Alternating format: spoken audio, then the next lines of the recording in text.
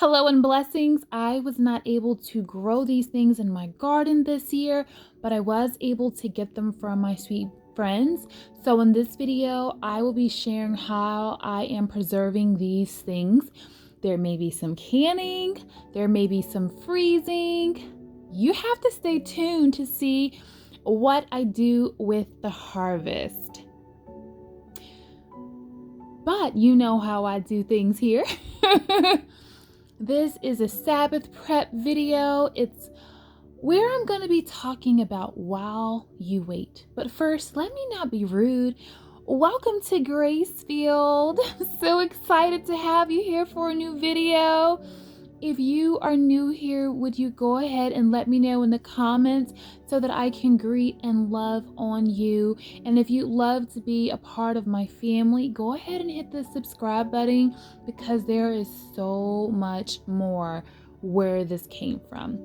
So my name is Christy, and this channel is all about my faith, my homemaking, my homeschooling, and homesteading. For those of you who don't know, this is about to be my 13th year of marriage. I have 5 children and I've been homeschooling for 11 years. And a little over 2 years ago, we sold our beautiful townhome on 0.3 acres with dreams to do more, to have more space, and really to build a legacy for the future.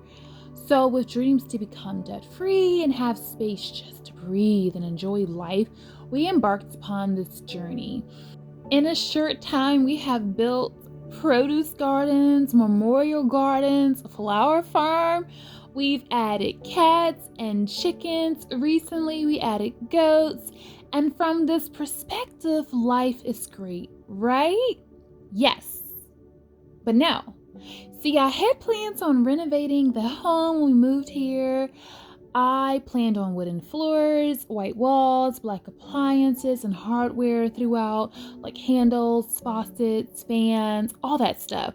Like I dreamed of bathroom remodels, a wraparound porch, fruit trees everywhere.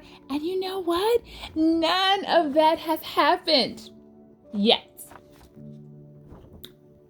Nothing inside has been touched.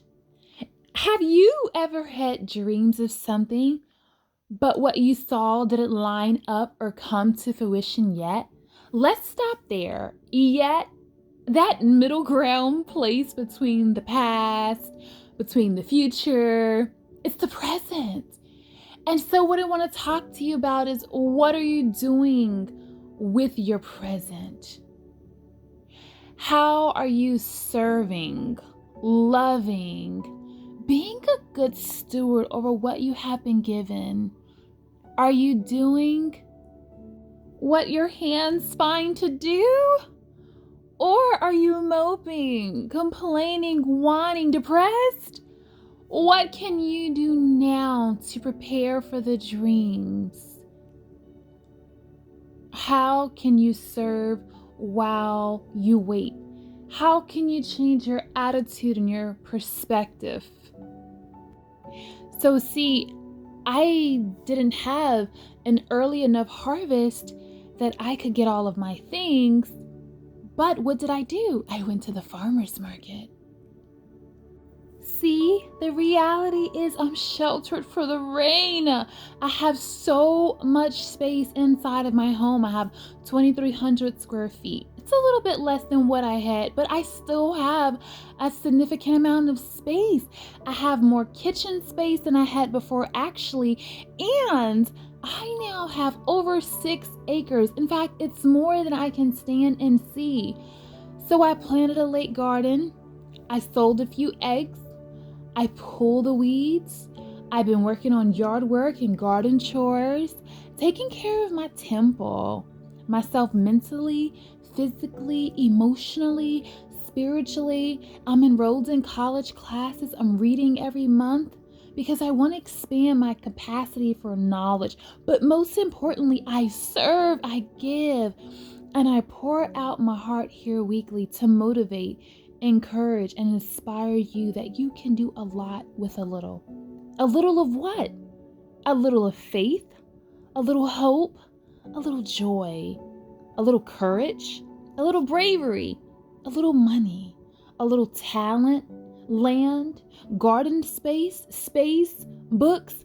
See, until you get what you want, what can you do now?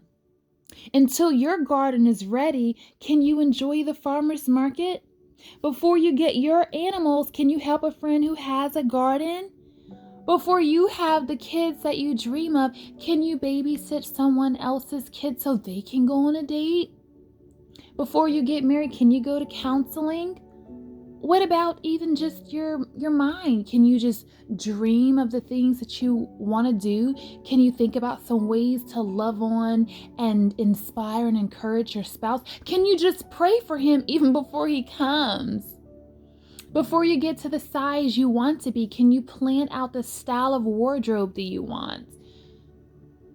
Do you have a garden plan, but you want a garden? Do you have a chicken coop blueprint? Because you want chickens. See, you have to really start to think like this. What I'm trying to get you to do is move from a place of being discontent where you are to being content where you are and thriving where you are and setting up stepping stones so that you can soar when you get to where you're going. Because you're going to get there. But it's about what you're doing while you're waiting, I think, that expedites the process or slows it down. You want a new vehicle? What vehicle do you have in mind? Have you been looking? Have you been researching like the purpose and the miles per gallon? So for me, I want a vehicle that can tow a camper because I love camping, and my dream is by the time my baby was done with high school, we would have toured and just viewed or explored all of the states. And right now we've been to close to 15, maybe 20. So these are the things I'm thinking about. But maybe you want a Ninja or a Vitamix. But do you have the smoothie recipe so that when you get the blender, you're already ready? Do you have bread recipes so when you get that KitchenAid, you already have the recipes for it? I'm waiting for mine. But listen, I'm prepared. I have my bread recipes. I have my cake. Like, I have all my stuff. I do. I'm ready. I'm ready to get it. Where will you put it when you get it? How can you show the Most High that you are ready and being a good steward right now? I'm using my life as just an example, but you fill in your own blanks because you know what your situation is. You know where you are, but you know where you want to be. So I want you just to look at the middle ground while you watch me preserve this harvest. I really want to talk to you in a deeper way. Because see, you can have the cleanest house. You can have the best meals. You can have all the things, but there are certain things that money can't buy. Some things are not temporal and temporary. Some things are eternal. And it's important to focus on those things. It's important to put things in their place. There's nothing wrong with things. But I'm always challenging you guys here to get to the heart of the matter. Why do you do what you do? So personally, for me in my situation, wanting some different things for the house, that's going to come. But I can personally vacuum daily. That's something I can do right now that's free. Until I can get the floors I want, I can just do my best to take care of the ones that I have. I can also keep things neat and organized. I can take the time to put things back in their place when I'm done with them. I can take the time to make sure that I'm taking care of laundry so laundry isn't piling up and smelling up the house. I can make sure that, we're getting that trash out every night. I can make sure that we're wiping down the walls, that we're properly disinfecting surfaces and things. I can keep it smelling good. I can try to keep up with my grass with the weeds. I can do my best to make sure that it is looking the best that it can look on the inside and the outside. Maybe you want a promotion at work. Are you working like you have it? Are you working as if you're working unto the Lord? Or are you every day mumbling and, grumbling and complaining about, I got to go to work today, and complaining to your coworkers and to any and everybody who'll listen? When they see you, they go, there's the grump. Right? Like, are you just always complaining? But you want the promotion. You want to be a boss. You want a raise. But are you doing raise work? Or are you doing as least as possible and complaining as much as possible? See, there's a time where you have to examine yourself and reflect your fruits and what's really going on in your life. Because if you want that promotion, baby, you have to work like you have it. And you have to work as if you're working unto the Lord. You want your channel to grow? You have to work as if you're working unto the Lord. Is anybody being encouraged here? Because like I said, it's more than just cooking and cleaning and the mundane. All those things are great and wonderful, and they have their space. But again, it's being a good steward. It's being faithful. It's working so that you can hear the Father say, well done. It's working for an audience of one. But I want to give you some food for thought. Can you imagine how Ruth was working when she attracted the favor and attention of Boaz? Honey, she wasn't in a club. She wasn't in a mall. She wasn't in a restaurant. She wasn't in her finest. She didn't have it all together. Like, she wasn't primed and fancy. She didn't just have a manicure and pedicure. She didn't have fresh color in her hair. She didn't have her eyebrows on fleek. She didn't have eyelashes and all that stuff. Like, she just didn't. But you know what? She was found being faithful. And not only was she found being faithful, but she was blessed right there. She didn't wait until her conditions were perfect. She didn't wait until Boaz came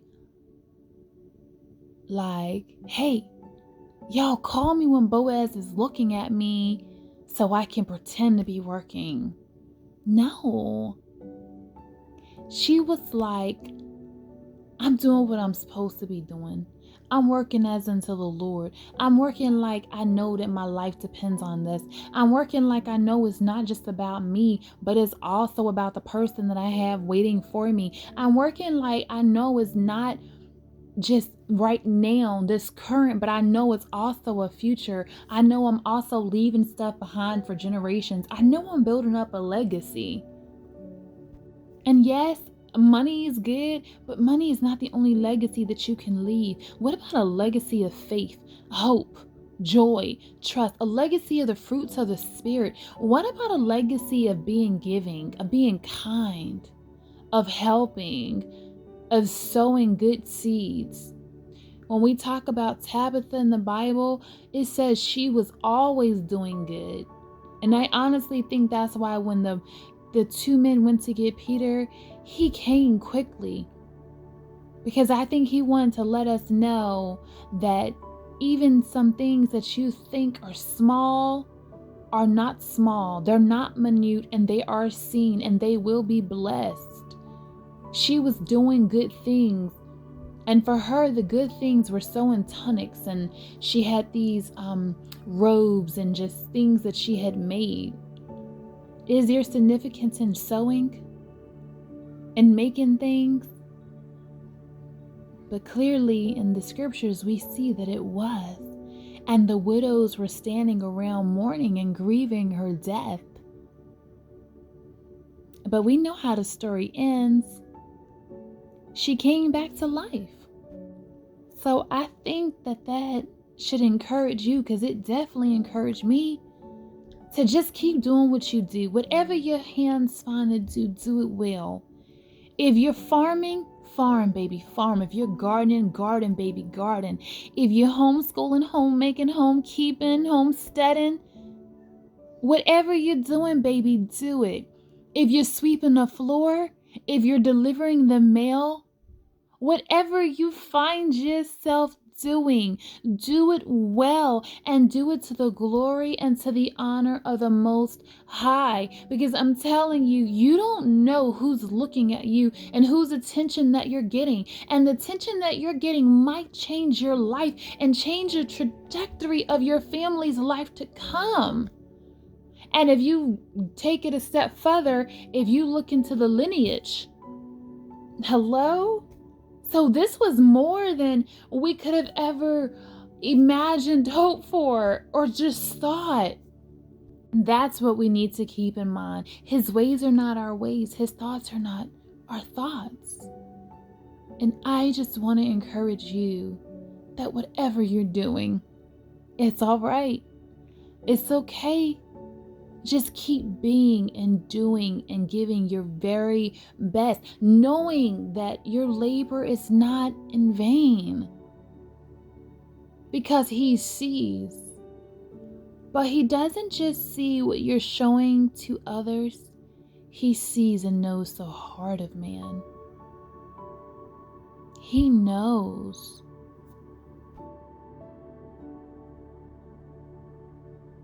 And because the scriptures say not even a sparrow falls from the sky that he doesn't know about, how much more you? How much more is your life important and valuable than the sparrow? The one whom he made in his image, the one whom is fearfully and wonderfully made. Yes, you, baby. Yes, you. And so what I just want to do is, if you're slacking and if you feel like giving up and you just feel insignificant and like you don't matter, I just want to come and breathe some life into you, baby. Like, I just want to let you know that you got destiny and purpose on you and over you, and that there is something greater in you that you may not even be able to see and that you may not even be able to know. But don't give up too quick, because if you give up too quick, you will miss out. And the story that has yet to be written will be changed. Let's go back to Ruth and Naomi. So what if she said, I'm not going out to the field I'm not going to be a gleaner. I'm not a gleaner girl. I'm not a gleaner girl. I'm not a gleaner girl. What if she had said that? She wouldn't have got all the blessings that she got. Not only did she get to glean, not only did she get favored, not only did she drop some, like, did he say, you know what, drop a little bit of extra and don't just leave like the little scrappy parts. Leave some best for her. Leave some of the best for her. Stay in my field. Don't even think about going anywhere else. Like, I want to make sure you're good. I want to take care of you. Like, think about that. What if she didn't want to go with her mother-in-law? Because she didn't have to anymore. But because she did, look at the favor. And so I just want to say, don't give up too quick. Don't give up too soon. Don't give up in your house. Don't give up in your marriage. Don't give up in your homeschool, in your homekeeping, in your homesteading. I know it's hard, baby. Let me tell you, it is hard sometimes. It is. I'm telling you. You think 5 kids isn't hard? You think being a wife isn't hard all these years? Come on. You gotta know it is. But here's the deal. He gives us the grace that we need to endure. And I know that there is destiny, and I know there's promise. I know there's hope for a future, for an expected end, for a legacy for my children's children, their children's children, their children's children, generations to come. And so what I know is that the work that I'm doing is too important to quit. What I know is the work I'm doing is too important to give up. And what I know is the work that you're doing is too important. And that's what I'm trying to tell you. Whether you are making a jam, whether you're making a jelly, whether you own a private practice, whether you're driving a car that's about to fall apart, whether you're driving a brand new Mercedes or BMW, it doesn't even matter. Like, seriously. It doesn't even matter, because he doesn't see us the way the world sees us anyway. Again, like I said, he sees the heart. So this is the assignment. This is what I want you to do. I want you to work on the atmosphere in your home. First of all, so that it's conducive for the Holy Spirit, the Ruach HaKodesh. That's first of all. But then I want you to work on the atmosphere in your home so that it's conducive for your spouse, for your children. Let it be warm and loving and inviting. Not only the atmosphere, but your mentality. So a man thinketh, so is he. You can't go higher than you're thinking. So I just want you to challenge what you're thinking about. Put your mind on things above. Challenge what you're thinking. Challenge your thoughts. Challenge your thinking process. Challenge yourself to go higher, to think higher. Challenge yourself in all areas of your life. And begin to command your day, command your morning, command your afternoon, command your night. And when you wake up, you may not even feel like it, okay? You may not even be ready. But this is what you're going to do. This is the day that the Lord has made. I will rejoice and be glad in it.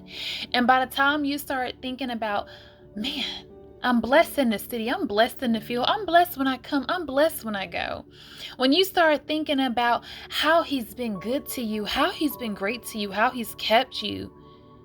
When you start thinking about that he's your savior, your redeemer, your waymaker, your miracle worker, that he's lovely, that he's just, that he's almighty, that he's your strong tower. When you start thinking about that he's your healer, your peacekeeper, your mind regulator, when you start thinking about those things, that who he is and who he's been to you, you can't help but get excited. You can't help but perk up. You can't help but walk a different way. And so I pray that, yes, you were encouraged, to make some things and preserve some things, and maybe go to the farmer's market. If you don't have a garden of your own, like while you wait for your garden, while you wait for your harvest, while you wait for your things, there's an alternative to it. But more than that, for your heart, for your soul, I pray that you're encouraged, knowing that what you do matters, knowing that you matter, knowing that you're working as unto the Lord to hear him say, well done. So I hope that this, while you wait, really touched you, encouraged you, motivated you. And if this video was just what you need, would you do me a favor and give me a thumbs up, or leave me a comment, or better yet, share with a friend so that they too can be encouraged, and let them know I post these Sabbath prep videos often, and there is always an encouraging word for you guys. So as you know, I'm never out of words, but I am out of time. So I'm going to let you go, but I pray that he blesses, keeps you, shines his face upon you, lifts up his countenance to you, give you peace and shalom. And until the next time, blessings.